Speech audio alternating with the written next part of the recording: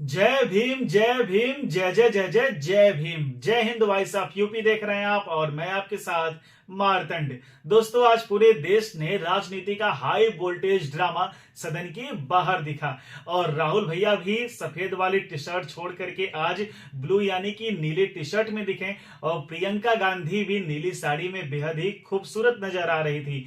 पूरा विपक्ष नीला नीला हो गया था और सामने वाले का चेहरा पीला हो गया था और सबने जय भीम जय भीम जय भीम के नारे लगाए, जिससे सदन गूंज उठा। सदन के बाहर देश भी गूंज उठा और मीडिया में लाइमलाइट में पूरी आज की खबर अंबेडकर साहब पे छाई रही और फंसे हैं बेचारे अमित शाह जी। आपको बताते चलें कि वन नेशन वन इलेक्शन का बिल लोकसभा में पेश किया गया था और अमित शाह अपना भाषण दे रहे थे। अमित शाह विरोधियों पर जमकर बरसे। उन्होंने डॉक्टर भीमराव अंबेडकर साहब का जिक्र किया, नेहरू, सोनिया गांधी, इंदिरा गांधी का जिक्र किया, राजीव गांधी तक का जिक्र किया और सब पर जोरदार हमला बोला। लेकिन उन्होंने अंबेडकर जी के बारे में ऐसा क्या बोल दिया जो विपक्ष को चुभ गया। इधर देखिए भैया, राहुल गांधी जी नीली वाली टी शर्ट लेकर के अंबेडकर साहब की फोटो लेकर के पूरा फुल फॉर्म में थे और भैया उनसे पता नहीं क्या गलती हमेशा हो जाती है, कौन सा राहु केतु उनके पीछे पड़े रहते हैं कि उनके ऊपर अब धक्का मुक्की का आरोप भी लग गया। एक बुजुर्ग सांसद साहब थे, उन्होंने उनके ऊपर आरोप लगाया, उनकी आंख के ऊपर चोट लग गई थी। उन्होंने कहा कि राहुल गांधी ने किसी अन्य सांसद को ढकेला, वे सांसद मेरे ऊपर गिरे और इस तरीके से मैं जख्मी हो गया। राहुल गांधी मीडिया के सामने आए, उन्होंने बयान दिया कि ऐसा कुछ भी नहीं था, हमारे ऊपर सरकार के लोग झूठा आरोप लगा रहे हैं। उधर अनुराग ठाकुर ने भी ट्वीट किया कि राहुल गांधी ने एक बेचारे बुजुर्ग सांसद साहब को घायल कर दिया। प्रियंका गांधी भी मीडिया के सामने आई, उन्होंने भी कहा कि हमारे भाई राहुल गांधी को फंसाया जा रहा है, राहुल गांधी का दूर दूर तक कोई लेना देना नहीं है इस घायल से। उधर देखिए, प्रियंका गांधी ने कहा कि मल्लिका अर्जुन खड़गे साहब को ढकेला गया, मल्लिका अर्जुन खड़गे साहब गिरे हुए थे, मुझे लगा कहीं उनका पैर तो नहीं टूट गया, कहीं वो जख्मी तो नहीं हो गए, उनके लिए मैं कुर्सी तक लेकर के आई। तो ये भैया पूरा आज हाई वोल्टेज ड्रामा पूरे देश ने देखा और टीवी पे, सोशल मीडिया पे चारों ओर ये घटनाएं छाई हुई हैं। राहुल गांधी भी प्रेस कॉन्फ्रेंस कर रहे हैं, कल सफाई देने के लिए अमित शाह ने भी प्रेस कॉन्फ्रेंस की थी। पहले भैया सदन में बोलो, जोरदार बोलो, फिर सदन के बाहर बोलो। ये सारा ध्यान भटकाने के लिए वन नेशन वन इलेक्शन के लिए हो रहा है, ऐसा बीजेपी का आरोप है। क्योंकि वन नेशन वन इलेक्शन का बिल पेश किया गया इन सबसे ध्यान भटकाने के लिए। अब या किस बात के लिए ये तो समझ के परे है। लेकिन हाँ, आज अंबेडकर जी की आत्मा सोच रही होगी कि मुझे मरते हुए जीते जीत इतना लोगों ने याद नहीं किया जितने मुझे मरने के बाद याद किया जा रहा है। और यहां दलितों का वोट बैंक इकट्ठा करने की भी अच्छी रणनीति विपक्ष ने तैयार कर रखी है। भैया आज खुशी इस बात की हुई कि राहुल गांधी इस ठंड के मौसम में भी सफेद वाला टी शर्ट निकाल करके नीली वाली टी शर्ट में एकदम स्मार्ट झक्कास लग रहे थे और साथ ही साथ और लोगों ने भी नीला कपड़ा पहन लिया। इससे नीले कपड़े बेचने वालों की आमदनी भी बड़ी होगी। और उधर भैया अब सरकार के लोग क्या करते हैं, आए कौन कौन से अब टिप्पणियां और होती हैं इन सारी मुद्दों पर, ये देखने वाली बात है।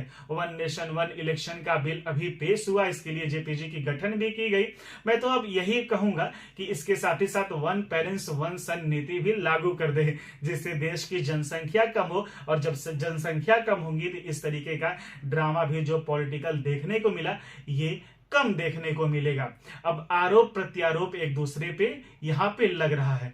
अब भैया आज सुप्रिया श्रीनेत जी ने मीडिया के सामने आई, जो कि मीडिया प्रभारी हैं कांग्रेस की, उन्होंने नरेंद्र मोदी जी पे ही आरोप लगा दिया। उनका कहना था कि अमित शाह को बचाने के लिए नरेंद्र मोदी जी कूद पड़े और नरेंद्र मोदी जी ने सोशल मीडिया और एक्स पे लिखा कि अमित शाह ने बाबा साहब अंबेडकर जी की तनिक भी बुराई नहीं की, उनके बारे में कुछ उल्टा सीधा गलत नहीं बोला, बल्कि हम सभी बाबा साहब के आदर्शों पर चलने वाले लोग हैं।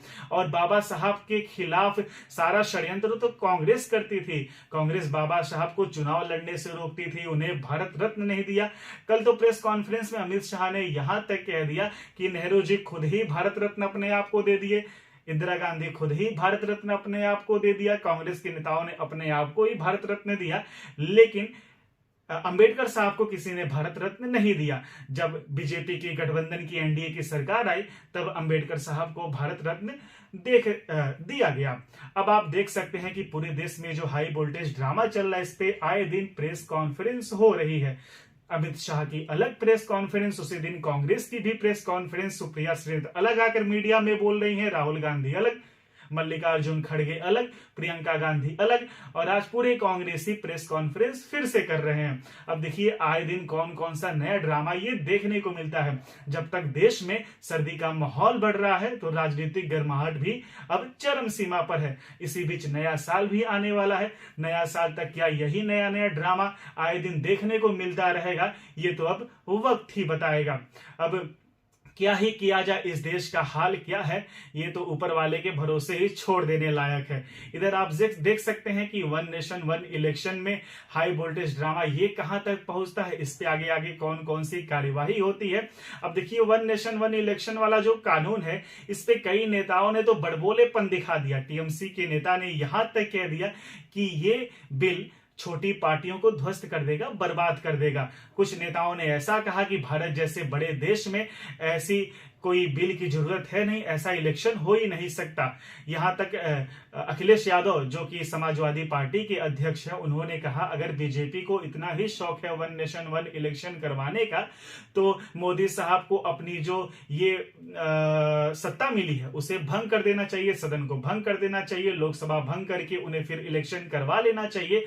तब मोदी जी को पता चल जाएगा कि उन्हें कितना वोट इस बार मिलता है या कितनी सीटें निकलती हैं। शायद अखिलेश भैया उपचुनाव का नतीजा भूल ही चुके। क्या कहेंगे जो कुछ देखने को आ रहा है? मैम राहुल जी के खिलाफ कंप्लेंट राहुल जी बी.आर. अम्बेडकर जी की फोटो लेकर शांतिपूर्वक जय भीम के नारे को बोलते हुए संसद में जा रहे थे। संसद में जाने से किसने रोका? आप देख लीजिए, हम इतने दिनों से प्रोटेस्ट कर रहे हैं, साइड में प्रोटेस्ट कर रहे हैं, जो भी आ रहा है जा रहा है, उसको पूरा रास्ता है। इन्होंने कुछ एकदम शांतिपूर्वक प्रोटेस्ट हुए, कितने दिनों से चल रहे हैं, रोज 10:30 से 11। आज पहली बार इन्होंने प्रोटेस्ट किया, सबको रोक दिया और उसके बाद धक्का मुक्की और ये गुंडागर्दी। और अब सिर्फ अमित शाह जी की खाल बचाने के लिए ये अब इन्होंने साजिश शुरू की है कि भैया ने किसी को धक्का मारा, ये वो। मेरी आंखों के सामने आप सब ने देखा होगा, खड़गे जी को धक्का मार के जमीन पे गिराया, उसके बाद एक सीपीएम के एमपी को धक्का मारा, उनके ऊपर गिरे, खड़गे जी के ऊपर। मैंने सोचा टांग टूट गई होगी, कुछ हुआ होगा, क्योंकि उनके चेहरे से दिख रहा था कि उनको चोट लगी। फिर हमने कहीं से कुर्सी ढूंढ के हम लाए उनके लिए। अब आप खुद ही देख रहे हैं, यहाँ पे रोज खड़े हैं, हम रोज प्रदर्शन कर रहे हैं 10:30 से 11। आज तक कुछ नहीं हुआ है, ये सब साजिश है। इनसे हमने पूछा, ये जो हमें रोक रहे थे, हिम्मत है तुम्हारे में, अगर अम्बेडकर जी को चाहते हो जय भीम बोलो। जय भीम का नारा क्यों नहीं निकल सकता इनके मुंह से? ये कह रहे सर पैसेज दिया, नारा क्यों नहीं? कौन सा पैसेज? आपने खुद देखा, हमारे सामने सारे खड़े थे और हमने कुछ कहा भी नहीं। हम सिर्फ अपना नारा लगाते रहे, सिर्फ अपने संविधान के लिए लड़ते रहे। अगर आप सोचते, अगर इस देश की जनता सोच रही है कि ये लोग संविधान की रक्षा करेंगे, अगर आज भी इस देश की जनता किसी भी कंफ्यूजन में है, तो कंफ्यूजन दूर हो जाए। इनकी असली जो भावना है वो निकल गई अमित शाह जी की बातों में। इनकी असली भावना आज आपको दिख गई यहाँ पे, जहाँ पे ये हिंसक भावना रख रहे हैं। इनके मुंह से जय भीम निकल भी नहीं सकता। मैं इनको चैलेंज करती हूँ बीजेपी की एमपी से, यहाँ खड़े होके जय भीम बोले।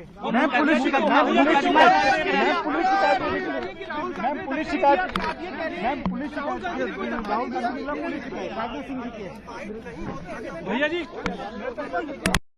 नहीं देखिए, मैं पता नहीं आपके, शांत हो जाए, आपके कैमरा में होगा।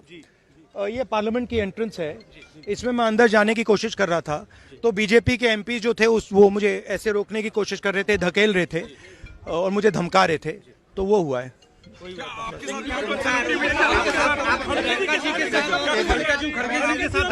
नहीं देखिए हाँ किया है, मगर ठीक है, कोई मतलब धक्का मुक्की से हमें कुछ होता नहीं है। मगर ये एंट्रेंस है पार्लियामेंट हाउस की और हमारा अधिकार है अंदर जाने का, और बीजेपी के जो मेंबर्स हैं वो हमें अंदर जाने से रोक रहे हैं। आपको शर्म नहीं आती है क्या राहुल? क्या शर्म नहीं आती है? क्या शर्म नहीं आती है? गुंडागर्दी करते हो, बूढ़े को गिरा दिया जाता है, इतना कौन सा He has pushed me. इतना कौन सा इन्होंने धकेला मुझे। He has not pushed you. He has not pushed you. गुंडा करके करते हो He's such an old man. You're not even coming. This is not the way.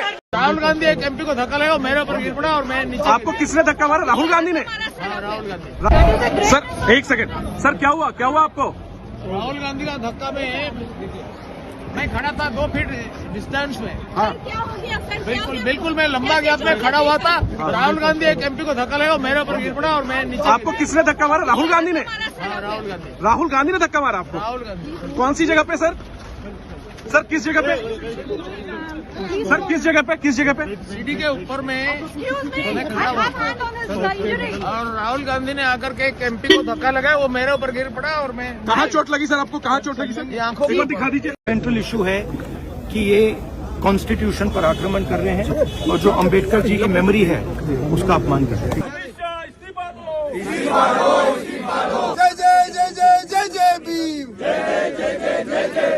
Amit Shah माफी मांगो। अमित शाह माफी मांगो। जय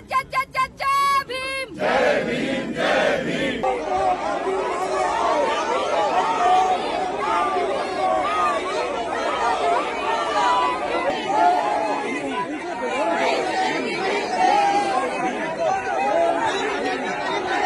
ये पार्लियामेंट की एंट्रेंस है जी। इसमें मैं अंदर जाने की कोशिश कर रहा था तो बीजेपी के एमपी जो थे वो मुझे ऐसे रोकने की कोशिश कर रहे थे, धकेल रहे थे और मुझे धमका रहे थे।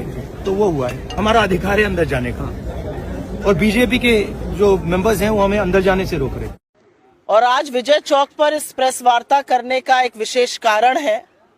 कल रात को कांग्रेस के तमाम नेताओं को, हमारे सांसदों को, हमारे पदाधिकारियों को, विपक्ष के काफी सारे लोगों को, कांग्रेस के ऑफिशियल हैंडल को एक्स की तरफ से एक ये मेल आया।